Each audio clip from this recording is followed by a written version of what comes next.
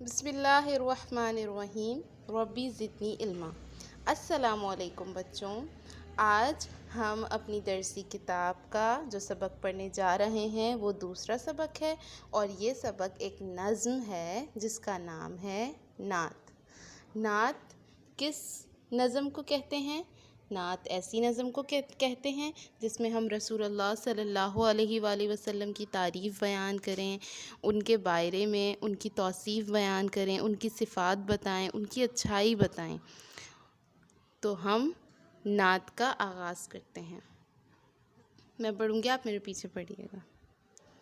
ہر ایک مقام سے ہے اونچا مقام ان کا، صادق ہیں وہ امی ہیں احمد ہے نام ان کا۔ اسلام بن کے پہنچا گھر گھر پیغام ان کا، کلمہ پڑھے مسلماں ہر صبح و شام ان کا۔ سب مشکلوں کا حل ہے دینی نظام ان کا۔ تو بچوں، یہ نعت کی ہم نے بلند خوانی کی، اور یہ قیوم نظر اس نعت کے شاعر ہیں۔